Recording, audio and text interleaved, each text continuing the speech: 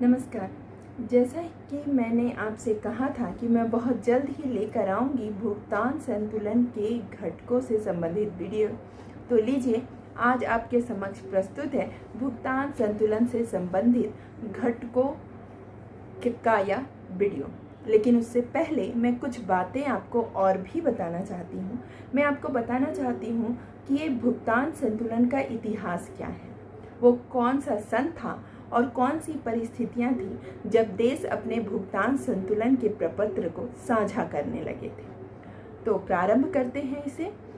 भुगतान संतुलन का इतिहास अगर आप लिखित रूप में जानना चाहें तो आपको वह मिलेगा 15वीं शताब्दी से, जब देश एक दूसरे देश के साथ व्यापार करने लगे थे और उनकी इस व्यापार की जो इच्छा थी उसे बहुत अधिक बढ़ा दिया था हमारे वणिकवादी विचारधारा के अर्थशास्त्रियों ने, जिनका ये मानना था कि कोई देश का नागरिक अगर दूसरे देश के साथ व्यापार कर कर स्वर्ण, चांदी या बहुमूल्य रत्न लेकर आता है तो इसे राष्ट्र की संपत्ति माना जाएगा और इससे राजकोषों में वृद्धि होगी।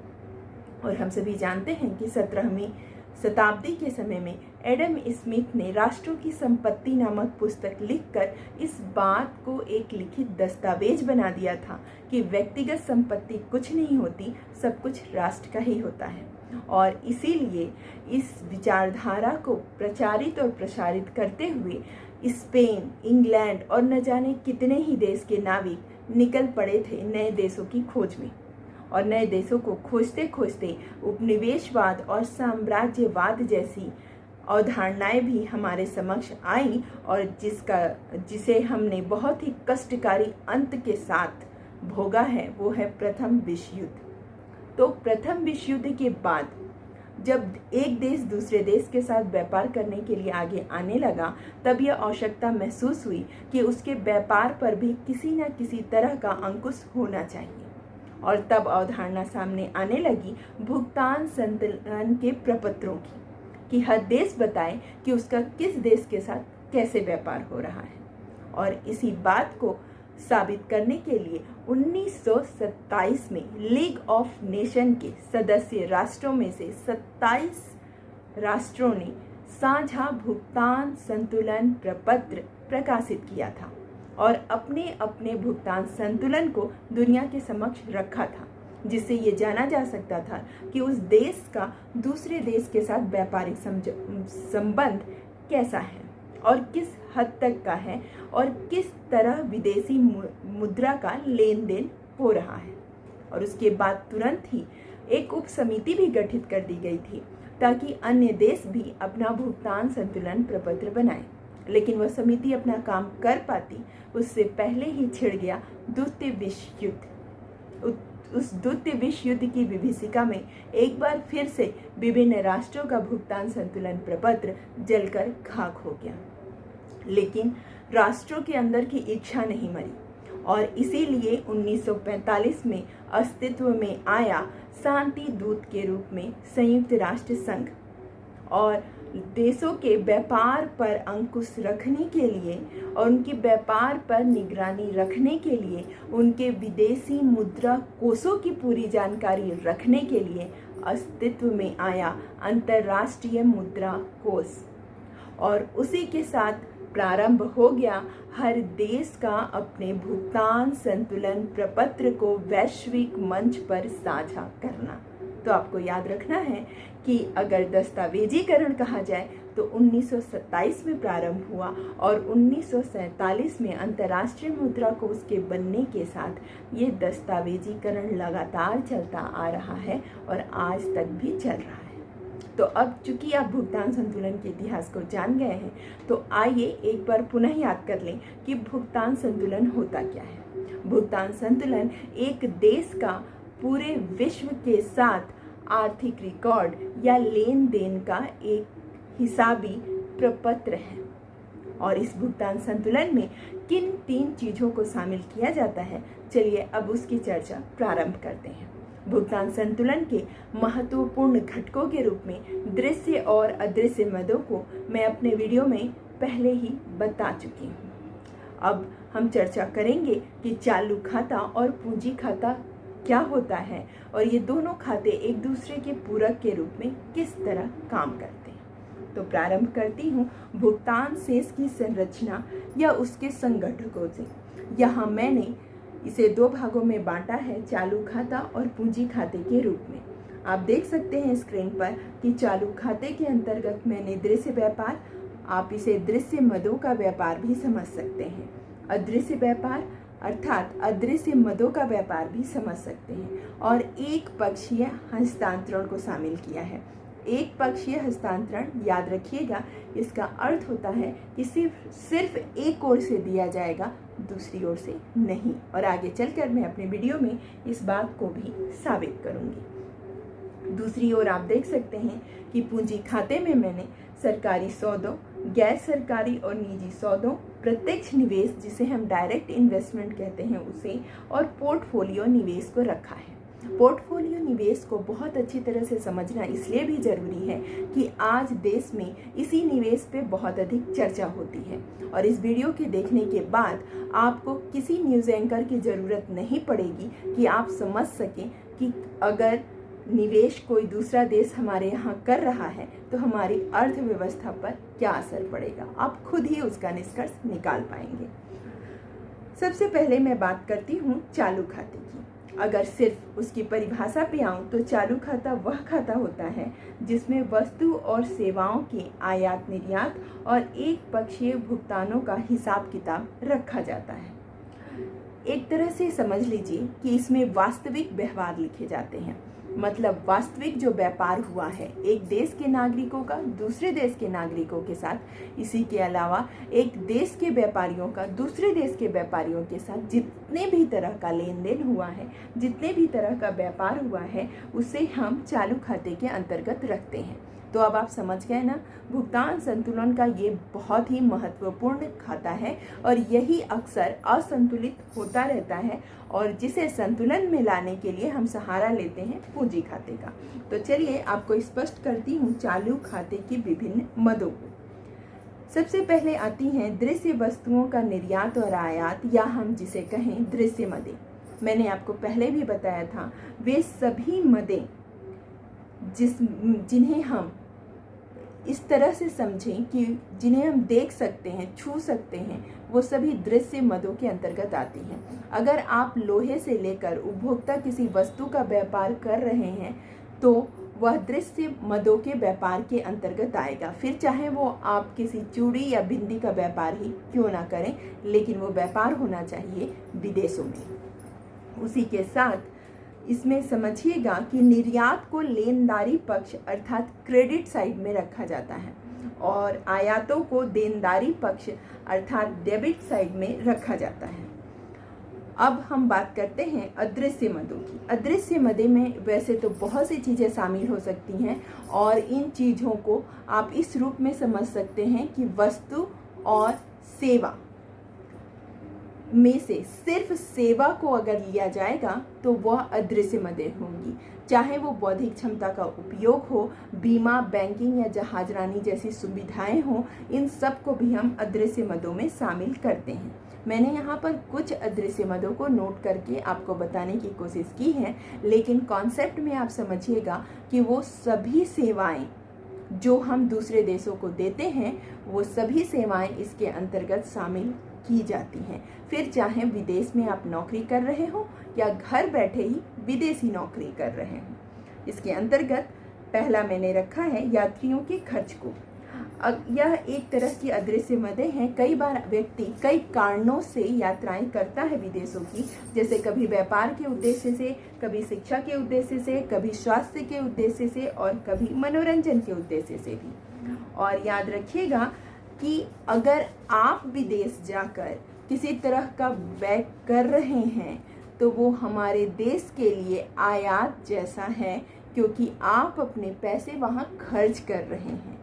लेकिन अगर कोई विदेशी पर्यटक हमारे देश में आकर खर्च कर रहा है, होटलों में ठहर रहा है या बाहर जा रहा है, तो यकीन जानिए कि वह हमारे देश के लिए निर्यात जैसा है, क्योंकि वह अपनी विदेशी मुद्रा हमारे देश में खर्च कर रहा है। तो आप अब आप समझें कि यात्री जो एक देश से दूसरे देश में खर्च करते हैं वह भी आयात और निर्यात की श्रेणी में आता है। इसके अलावा मैंने यहाँ पर व्यापारिक उपक्रमों की सेवाओं को विभिन्न भागों में बांटकर आपको बताने की कोशिश की है। जैसे जितनी भी व्यापारिक संस्थाएं हैं वो अलग अलग तरह से अंतर्राष्ट्रीय स्तर पर व्यवहार करती हैं। कोई यातायात से संबंधित, कोई बीमा कार्य से संबंधित, तो मैंने उसे अलग अलग कैटेगरी में बांटा है, आप उसे देख सकते हैं। जैसे यातायात संबंधी वस्तुओं का अंतर्राष्ट्रीय यातायात जो चालू खाते की एक अदृश्य मद है। घरेलू यातायात का विदेशियों द्वारा प्रयोग करने पर उसे क्रेडिट साइड रखा जाता है, मतलब वो हमें मिल रही है। जैसे अमेरिका से आया हुआ कोई व्यक्ति दिल्ली पहुंचने के बाद मुंबई जाता है और हमारी फ्लाइट का उपयोग करता है, तो वो जो भी पैसे हमें देगा उसे हम क्रेडिट साइड में रखेंगे। इसी की तरह अगर हमारे व्यापारी विदेशों में जाते हैं और वो वहाँ की फ्लाइट्स का या वहाँ के रेलवे का, सड़कों का उपयोग करते हैं, तो वो जो पैसे खर्च करेंगे हम उसे डेबिट में रखेंगे। तो इस प्रकार आप समझे ना कि यात्री जो यातायात के साधनों का उपयोग करते हैं उसमें भी आयात, निर्यात, डेबिट, क्रेडिट की गणना की जाती है। अब हम देखते हैं बीमा को। बीमा की जो किस्तें होती हैं, इसके अलावा जब बीमा को क्लेम किया जाता है, जिसे हम दावों का भुगतान कहते हैं, इसे भी अदृश्य मदों के अंतर्गत रखा जाता है। अगर कोई विदेशी अपनी बीमा पॉलिसी को बेचता है हमारे यहाँ, तो वो हमारे लिए लेनदारी है, और अगर खरीदता है तो हम उसे देनदारी के अंतर्गत रखेंगे। मतलब बीमा पॉलिसी अगर वो ले रहा है हमसे तो हम उसे क्रेडिट में रखेंगे, और अगर वह बीमा पॉलिसी अपने देश में ले रहा है तो हम उसे डेबिट के अंतर्गत रखेंगे। ठीक वैसे ही विशेषज्ञों की सेवाएं भी होती हैं। विश्व के में अलग अलग क्षेत्रों के विशेषज्ञ होते हैं, जैसे मेडिकल के, या आप कहें इंजीनियरिंग के, या शिक्षा क्षेत्र के भी विशेषज्ञ होते हैं। तो उनकी भी सेवाओं को आयात निर्यात में रखा जाता है। और अभी तक आप समझ रहे होंगे कि अगर कोई विदेश का विशेषज्ञ हमारे यहाँ आता है, शिक्षा देता है और हमारे पैसे लेकर जाता है, तो वो हमारे लिए आयात हो गया।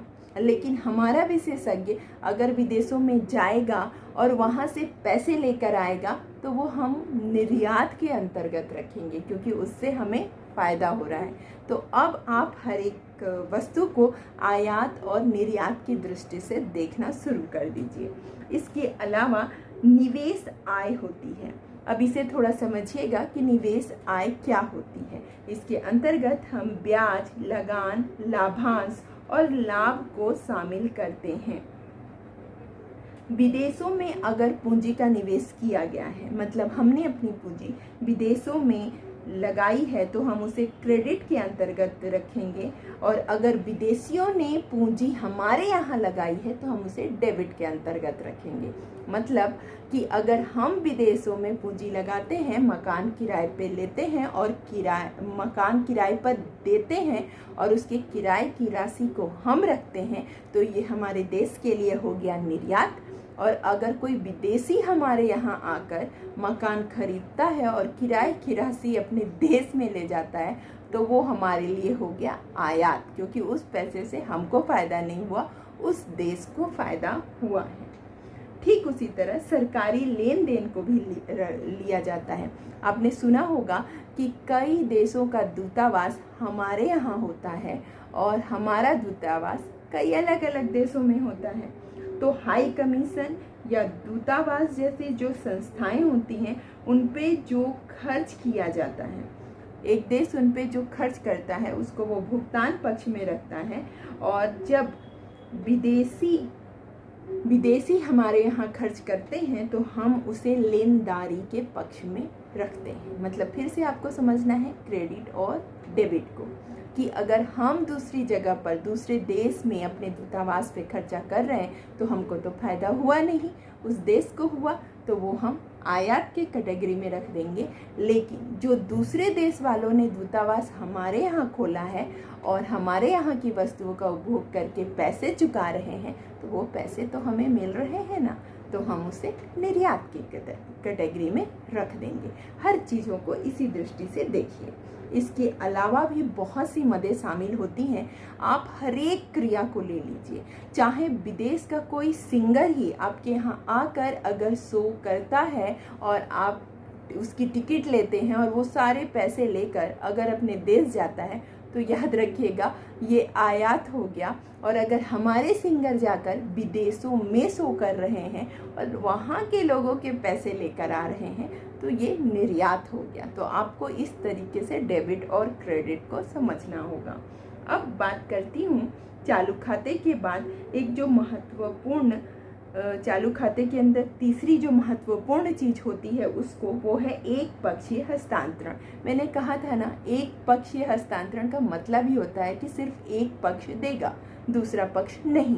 तो एक पक्ष कब देता है? जब आप किसी को गिफ्ट देते हैं, जब आप किसी को दान देते हैं, क्योंकि गिफ्ट देने के बाद आप उम्मीद नहीं करते कि आपको कुछ मिलेगा और दान देने के बाद भी आप उम्मीद नहीं करते कि आपको कुछ मिलेगा। तो यहाँ ध्यान दीजिएगा कि अगर विदेशियों से हमें दान मिलता है या हमें उपहार मिलता है, तो सीधा सीधा हमारा फायदा हो गया ना। तो उसको हम किसके अंतर्गत रखेंगे? क्रेडिट के अंतर्गत रखेंगे। या हमारा विदेशी कोष बढ़ा तो हम उसे निर्यात के अंतर्गत रखेंगे। लेकिन अगर हमने दान दे दिया है, हमने उपहार दे दिया है, तो हमारा पैसा तो हमेशा के लिए चला गया ना, वो वापस तो नहीं आएगा। तो हम उसे डेबिट के अंतर्गत रखेंगे। मतलब आपको समझना है कि वो हमारे लिए एक तरह का आयात हो गया, क्योंकि उससे हमें कोई फायदा नहीं होगा। तो अगर आप चालू खाते की मदों को समझ गए हैं, तो एक बार इस चालू खाते से जुड़ी हुई कुछ जरूरी बातों को भी जान लीजिए। चालू खाते में जो कुछ भी निर्यात होता है उसको हम धनात्मक मद मानते हैं और उसे ये मानते हैं कि विदेशी पूंजी हमारे यहाँ आई। और अब तो आप समझ ही गए हैं कि चाहे यात्री यात्रा करे या हम दान और उपहार प्राप्त करें, विदेशी पूंजी अगर हमारे यहाँ आई है तो वो धनात्मक रखी जाएगी। और अगर हमने पूंजी को दूसरी जगह पे खर्च किया है तो उसे ऋणात्मक रखा जाएगा। इसी प्रकार वस्तु के निर्यात और आयात शेष को व्यापार शेष भी कहा जाता है। सेवाओं के निर्यात और आयात शेष को अदृश्य व्यापार शेष भी कहा जाता है। और एक पक्षीय प्राप्तियों को हमेशा, प्राप्तियों को ध्यान रखिएगा, मतलब विदेशियों ने हमें उपहार दिया, उन्होंने हमें कुछ दान दिया है, तो वो हमेशा धनात्मक मद के अंतर्गत आती है। अब इसी के साथ आपको याद रखना है कि इन तीनों का जब अंतर निकाला जाता है या इनका अंतरण देखा जाता है तो उसे हम चालू खाते का शेष कहते हैं। और आपको ध्यान रखना होगा कि कभी कभी चालू खाते का शेष गणना करने के लिए भी आता है। तो आपको ध्यान रखना है कि इन सारी चीज़ों को आपको जोड़ना होगा, उसमें से आयातों को घटा देना होगा और निर्यातों को जोड़ लेना होगा। तो निर्यातों के साथ साथ आप और किसको जोड़ेंगे? एक पक्षीय हस्तांतरण को, मतलब दान और उपहार को, जो हमारे देश को मिला है। ठीक वैसे ही चलिए समझते हैं अब पूंजी खाते को। यह वह खाता होता है जो एक देश के निवासी शेष विश्व के निवासियों के साथ जो सौदे करते हैं, लेन देन करते हैं, उससे संबंधित होता है। ध्यान दीजिएगा, इसमें निजी सौदे भी शामिल होते हैं, सरकारी सौदे भी शामिल होते हैं, अंतरण भी शामिल होते हैं और बैंकिंग पूंजी का प्रवाह भी शामिल होता है। शब्दों पे बहुत अच्छे से ध्यान देना है। बैंकिंग पूंजी का प्रवाह अगर मैं कह रही हूँ तो कई विदेशी बैंक हमारे देश में खुले हैं और हमारे देश के बैंक विदेशों में भी अपनी शाखाएं खोलते हैं। तो इस तरह बैंकिंग जो पूंजी होती है उसका भी प्रवाह होता है। तो इसमें हम कर्ज को और अपने क्लेम्स को या दावों को रखते हैं। तो याद रखिएगा, पूंजी खाता कर्ज और दावों का खाता होता है। अब एक एक करके इसकी मदों को देख लेते हैं। जितने भी तरह के सरकारी सौदे होते हैं, जैसे एक देश दूसरे देश के साथ कोई सौदा करता है। अभी आपने बहुत चर्चित सौदा सुना होगा राफेल का। हम खरीद रहे थे फ्रांस से राफेल। तो इस पर बहुत ही विचार विमर्श हो रहा था। लेकिन आप याद रखिए कि ये सौदा सरकारी सौदे के अंतर्गत आएगा। गैर सरकारी सौदे या निजी सौदे से मतलब होता है कि कुछ हमारे व्यक्ति, कुछ व्यवसायी या हम कह लें कुछ बड़े उद्योगपति दूसरे देश के उद्योगपतियों के साथ व्यापार करते हैं, दूसरे देश की कंपनियों में विनियोग करते हैं, तो उसे हम गैर सरकारी या निजी सौदों के रूप में देखते हैं। और इसी के साथ आपको बता दूं, जैसे रतन टाटा की एक कंपनी इंग्लैंड में भी है, लौह इस्पात की, और उसमें 40,000 ब्रिटिश काम भी करते हैं, तो उसे भी हम शामिल करेंगे अपने पूंजी खाते के अंतर्गत। इसके अलावा विदेशी प्रत्यक्ष निवेश, इसे बहुत अच्छे से समझिए, ये FDI है। और ध्यान दीजिएगा, विदेशी प्रत्यक्ष निवेश का मतलब होता है कि कोई विदेशी विनियोगकर्ता हमारे देश में आकर कोई इकाई खरीदे या पूंजी का विनियोग कर दे, जैसे मल्टीनेशनल कंपनियां करती हैं। जैसे फ्रांस की कंपनी ने किया, फ्रांस की सीमेंट कंपनी ने किया कि वो भारत आई और भारत की सीमेंट कंपनी के इतने अधिक शेयर खरीद लिए कि वो आज की डेट में उसकी मालकिन है।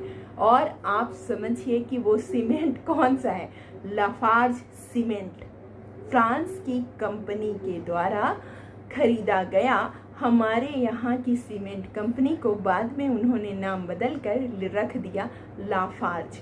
तो इस तरह का जब निवेश होता है कि कोई विनियोगकर्ता बाहर से आता है और हमारी किसी पूरी इकाई को खरीद लेता है या फिर पूंजी का विनियोग कर देता है, हमारी कंपनी के शेयर्स खरीद लेता है, तो इसे हम कहते हैं प्रत्यक्ष निवेश, FDI।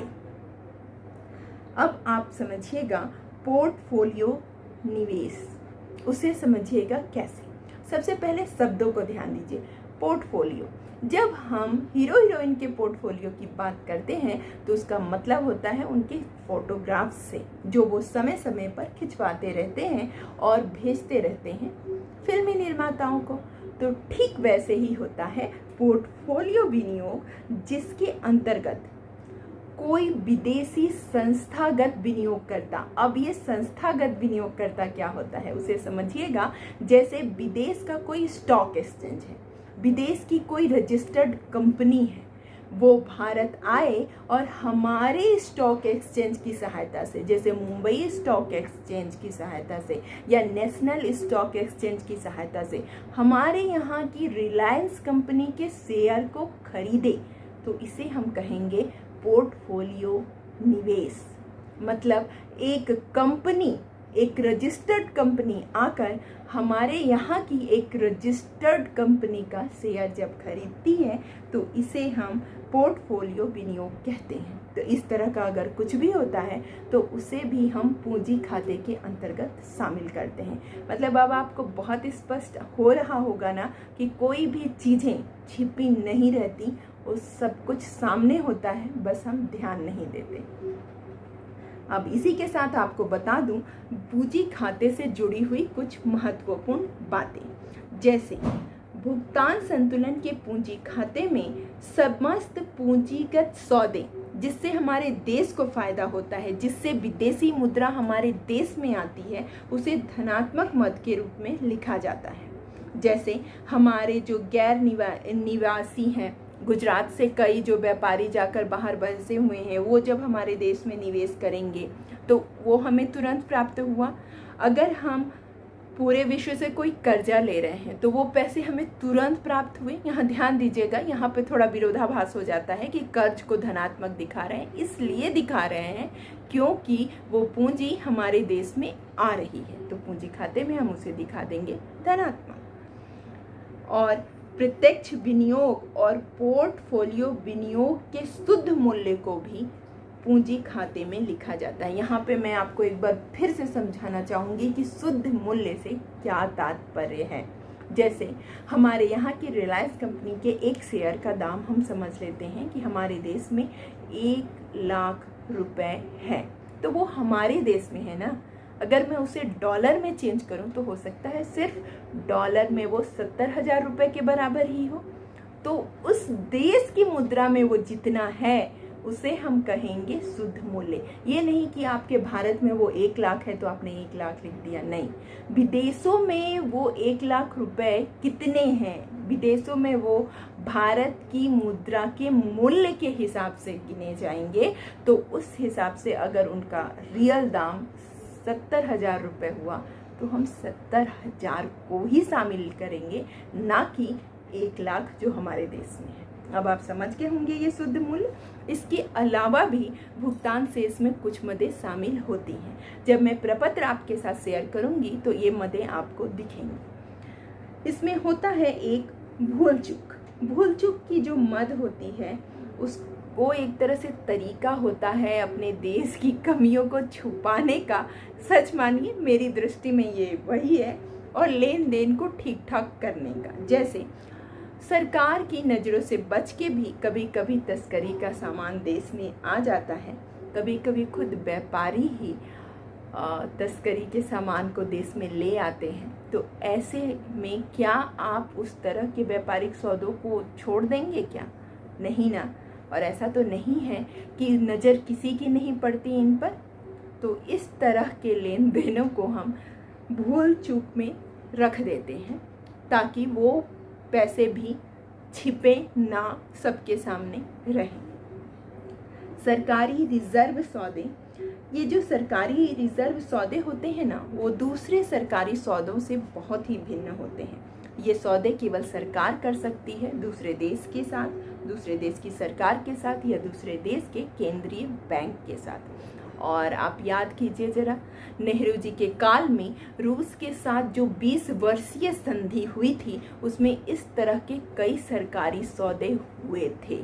तो इसे हम सरकारी रिजर्व सौदे कहते हैं, जिसे करने का हक सिर्फ सरकार को होता है या देश के केंद्रीय बैंक। इसके अलावा ये जो सौदे होते हैं वो अंतर्राष्ट्रीय आर्थिक नीति को ध्यान में रखकर किए जाते हैं, क्योंकि इस तरह के सौदों पर सीधा सीधा विनिमय दर प्रभावित होता है। उसे समझिएगा कैसे, जैसे हमारी रूस के साथ जब संधि हुई तो रूस का जो भी पैसा था वो हमारे यहाँ बहुत ज़्यादा मात्रा में आया, तो हमारा विदेशी विनिमय कोष क्या हुआ, बढ़ गया ना। तो इस तरीके से उस विदेशी विनिमय कोष के बढ़ जाने के कारण भारत का रुपया हो गया था मजबूत, और वो पहुंच गया था अपनी अधिकतम मूल्य पर, जो कि था 60 रुपये। तो इस तरह से आपने देखा ना कि जब इस तरह के सौदे होते हैं तो उससे एक देश को काफ़ी लाभ होता है, और उसी लाभ के कारण इस तरह के सौदों को अंतर्राष्ट्रीय नीति और नियमों के तहत किया जाता है, क्योंकि इससे किसी देश की विनिमय दर प्रभावित होती है। इसके अलावा जो और मदें शामिल होती हैं वो हैं देश के सरकारी रिजर्व। अब आपको समझना पड़ेगा कि देश के सरकारी रिजर्व क्या होते हैं। विदेशी विनिमय के रिजर्वों को ही हम देश के सरकारी रिजर्व कहते हैं। रिजर्व घटने का अर्थ होता है कि विदेशी मुद्रा को खरीदने की क्षमता का कम हो जाना, और रिजर्व बढ़ने का अर्थ होता है विदेशी मुद्रा को खरीदने की क्षमता का बढ़ जाना। तो याद रखिएगा, अगर हम क्रय करते हैं विदेशी मुद्रा को या विक्रय करते हैं तो वह भी भुगतान संतुलन के अंतर्गत शामिल किया जाएगा। इसके अलावा हमारे देश में शेष विश्व की जो सरकारी परिसंपत्तियां होती हैं हम उसको भी इसके अंतर्गत शामिल करते हैं। अब इसे भी समझिएगा कैसे। जैसे विभिन्न देशों के द्वारा अगर हमारे देश में किसी भी तरह की संपत्ति का क्रय किया गया है, छोटी छोटी इकाइयों का क्रय किया गया है, तो इसके लिए उन्हें विदेशी मुद्रा खर्च करनी पड़ी तो हम इसे धनात्मक रूप से दिखाएंगे। लेकिन अगर हमारे देश के कुछ नागरिकों ने या सरकार ने विदेशों में संपत्ति खरीदी है तो हमारे यहाँ के पैसे वहाँ पर चले गए तो हम उसे ऋणात्मक में दर्शाएंगे। अब इसमें भी कुछ महत्वपूर्ण तथ्य हैं जो हमें ध्यान देने चाहिए कि सरकारी रिजर्व में होने वाली कमी भुगतान शेष का धनात्मक मद होती है। यह एक बहुत ही महत्वपूर्ण प्रश्न आता है कि क्यों। इसलिए क्योंकि सरकारी रिजर्व के विक्रय से विदेशी विनिमय का देश के अंदर अंतर प्रवाह होता है। अगर हम विदेशी मुद्रा को बेचते हैं तो हमको और दूसरी मुद्रा प्राप्त होती है। उसी के विपरीत यदि हमारे सरकारी रिजर्व में होने वाली वृद्धि भुगतान से इसका ऋणात्मक मत भी हो जाती है, अगर हम सरकारी रिजर्व को इस तरह से इस्तेमाल करें कि उससे पैसे विदेशों में जाने लगे। आपको याद रखना है, अगर आप सरकारी रिजर्व को इस प्रकार इस्तेमाल करते हैं कि पैसे देश में आ रहे हैं तो वो भुगतान से इसके धनात्मक पक्ष में जाएगा, और अगर आप सरकारी रिजर्व को इस प्रकार इस्तेमाल कर रहे हैं कि पैसे विदेशों में जा रहे हैं तो वो ऋणात्मक के अंतर्गत आएगा। अब इसी के साथ मैं आपको बताना चाहूँगी कि पूंजी खाते और चालू खाते में क्या अंतर होता है। चालू खाते में वस्तु और सेवाओं के आयात निर्यात और एक पक्षीय अंतरण को रखा जाता है, और पूंजी खाते में सभी प्रकार के लेन देन दर्ज होते हैं जो एक देश के निवासी शेष विश्व के निवासियों के साथ करते हैं। चालू खाते के लेन देन प्रवाह के रूप में होते हैं, जबकि पूंजी खाते का लेन देन स्टॉक के रूप में होता है। ध्यान दीजिएगा, प्रवाह और स्टॉक। चालू खाते संबंधित लेन देन देश की चालू आय में परिवर्तन लाते हैं, जबकि पूंजी खाते से संबंधित जो लेन देन होता है वह पूंजीगत स्टॉक में परिवर्तन लाता है। मैंने एक बार आपके क्विक रिवीजन के लिए चालू खाते की मदों और पूंजी खाते की मदों को एक साथ आपको दे दिया है। अब कुछ प्रश्न जो अक्सर भुगतान से संबंधित किसी से भी पूछे जाते हैं, उन प्रश्नों को भी आपके समक्ष रखूंगी कि क्या भुगतान से हमेशा संतुलित रहता है? तो क्या जवाब होगा? नहीं। यह जरूरी नहीं है कि भुगतान शेष हमेशा संतुलित रहे, लेकिन फिर भी उसे संतुलित रखने का प्रयास किया जाता है, और यह प्रयास किया जाता है समान दोहरी प्रविष्टि से कि एक ओर लेनदारी और दूसरी ओर देनदारी को बराबर कर दिया जाता है, ताकि ये दिखाया जा सके कि भुगतान संतुलन हमेशा संतुलित रहता है। लेकिन आपको ये याद रखना है, ये सिर्फ लेखे की दृष्टि से संतुलित रहता है। कभी कभी ऐसा भी हो सकता है कि किसी देश का भुगतान संतुलन प्रतिकूल हो जाए। अब चलिए इस प्रश्न का भी जवाब ढूंढते हैं कि अगर किसी देश का भुगतान संतुलन व्यवहारिक रूप से असंतुलित हो जाए या प्रतिकूल हो जाए तब क्या किया जाता है। तो जब किसी देश का भुगतान संतुलन प्रतिकूल हो जाता है तो पूंजी खाते की मदों के द्वारा, पूंजी खाते की आय के द्वारा, उसकी पूंजी के द्वारा इसे संतुलित करने का प्रयास किया जाता है। कैसे? चालू खाते के घाटे को पूंजी खाते के आधिक्य से संतुलित किया जाता है। चालू खाते के आधिक्य से पूंजी खाते के घाटे को पूरा किया जाता है। इसीलिए मैंने कहा कि एक प्रश्न आता है कि क्या चालू खाता और पूंजी खाता एक दूसरे के पूरक हैं, तो आपको लिखना होगा हाँ, क्योंकि वो एक दूसरे के घाटे को पूरा करते हैं। अब मेरे कई बच्चों के मन में यह प्रश्न आ रहा होगा कि मैडम कैसे? तो मान लीजिए, ठीक, मान लिया हमने कि हमने ले लिया, हमने दे दिया कर्ज, ठीक, तो हमारी पूंजी चली गई विदेशों में, तो हम किस स्थिति में आ गए? ऋणात्मक स्थिति में आ गए। तो हमारा पूंजी खाता किस में चला गया? घाटे में। तो अब मैं इसे चालू खाते से पूरा कैसे करूँगी? सिंपल सी बात है कि कर्ज देने की वजह से अगर मेरा पूंजी खाता घाटे में है तो चालू खाते के अंतर्गत जो मुझे एक पक्षीय हस्तांतरण मिला है ना, जो दान मिला है, जो उपहार मिला है, मैं उसके पैसे को इसमें डाल दूंगी। तो हो गया ना संतुलित। और अब आप समझ गए ना कि किस तरीके से होता है ये संतुलित। इसी के साथ मैं आपके साथ शेयर कर रही हूँ एक प्रश्न को, संख्यात्मक प्रश्न को, जिसमें मैंने दोनों मदों को लिख दिया है, और यहाँ एक एक करके आपको बताऊंगी कि इसी तालिका से अगर आपको भुगतान शेष पूछा जाए, व्यापार शेष पूछा जाए, चालू खाते का भुगतान शेष पूछा जाए, पूंजी खाते का भुगतान शेष पूछा जाए, तो आप उसे कैसे बताएंगे। तो चलिए देखते हैं। अगर आपसे भुगतान शेष पूछा जाए तो आप तालिका देखते ही स्पष्टता लिख दीजिएगा कि यहाँ पर कुल देनदारी कुल लेनदारी के बराबर है, इसलिए भुगतान शेष संतुलित है। लेकिन अगर व्यापार शेष पूछा जाए तो आपको निर्यात और आयात का अंतर निकालना पड़ेगा, जो मैंने भी निकाला है, जो 650 ऋण 900 है और ऋण 250 है, व्यापार शेष, मतलब व्यापार शेष या व्यापार संतुलन में घाटा हो रहा है। अब चालू खाते का अगर भुगतान शेष निकालना है तो ध्यान दीजिएगा हम किन किन चीज़ों को जोड़ेंगे। हम जोड़ेंगे व्यापार शेष को, सेवाओं को, हस्तांतरण शेष को, वस्तु के निर्यात और आयात के अंतर को, सेवा के निर्यात और आयात के अंतर को, हस्तांतरण प्राप्ति को और हस्तांतरण भुगतान। हस्तांतरण शब्द से कृपया आप सभी डिसअपॉइंट नहीं होइएगा। हस्तांतरण का मतलब ही होता है एक जगह से दूसरी जगह। तो जो आपने दूसरे देशों से प्राप्त किया वो आपकी हो गई हस्तांतरण प्राप्ति, और जो आपने दूसरे देशों में खर्च किया हो गई वो आपका हस्तांतरण भुगतान। तो इस तरह से हम उनके अंतरों को निकाल कर अंत में सबको जोड़ेंगे जो आया ऋण 90 करोड़, और ये 90 करोड़ घाटे को दर्शा रहा है, मतलब चालू भुगतान शेष भी असंतुलित है। अब पूंजी खाते के शेष को देखिए हम किस तरीके से बराबर कर रहे हैं। इसमें हम पूंजीगत प्राप्तियों और पूंजीगत भुगतान का जब अंतर निकालते हैं तो वो है 225 में से 135, और आप स्पष्टता देख सकते हैं कि उन दोनों का अंतर आया धन 90 करोड़। तो ऋण 90 करोड़ बैलेंस हो गया धन 90 करोड़ से। तो इस प्रकार मुझे लगता है कि मैंने काफ़ी अच्छे ढंग से आपको बता दिया है कि भुगतान शेष को, चालू खाते को आप और पूंजी खाते को आप कैसे समझेंगे और दोनों से बैलेंस कैसे किया जाता है। वीडियो कैसा लगा बताइएगा और कमेंट बॉक्स में ज़रूर लिखिएगा, और वीडियो को ज़्यादा से ज़्यादा लाइक और शेयर कीजिएगा। धन्यवाद।